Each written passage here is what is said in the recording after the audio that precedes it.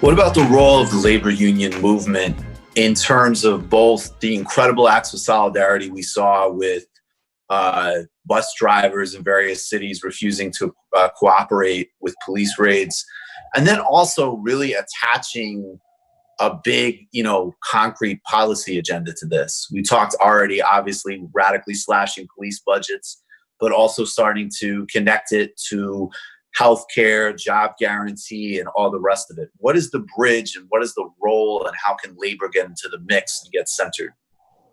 I think there's an interesting dichotomy in the sort of labor actions that we've seen related to the protests. Of course, it is, like bus drivers or transit workers in New York and in Minneapolis have been refusing to work with the police. And also notably, their unions have supported them, encouraging drivers to not work with the police and putting out statements in support of the protests. And then on the other side, you've seen the New York Police Union tweeting out information about the mayor's daughter after she was arrested. They doxed the mayor of New York's daughter. Exactly, including her address, right? Which is just an extreme action that directly endangers her life.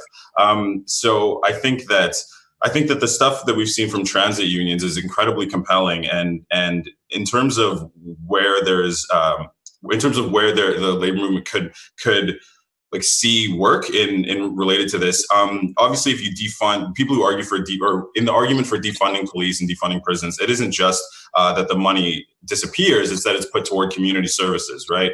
Community care services, caregiving, community support organizations, community recreation, and enlivenment initiatives and things like that. And so all of that creates work that doesn't set up an opposition between the worker and the rest of the public, right? It's not work that comes with punitive power, with the power to take life, with the power to imprison and cage and brutalize, with the power to use measures that are considered torture in international law, like solitary confinement.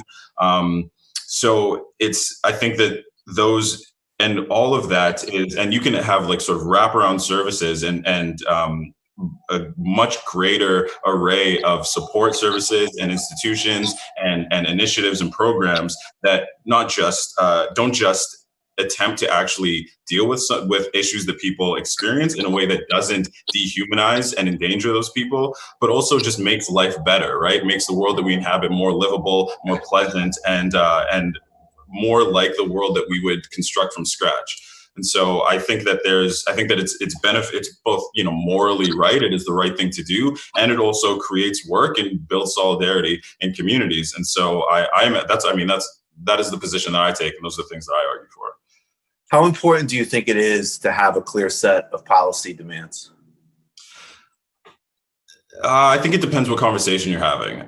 If you're putting forward an agenda to someone who will actually listen, like if you have a government that is somewhat amenable to where you're coming from and has some power to actually put something forward, then yeah, I think it makes sense to have a clear set of policy demands. I don't think that the onus is necessarily on advocacy organizations or organizers to itemize every single policy and have the specific budget line and how much it would take, how much it would cost, and exactly how many jobs would be created and exactly what the administration would look like. I think that's an undue burden. And from outside of the administrative power of the public service, it's difficult to develop all of that.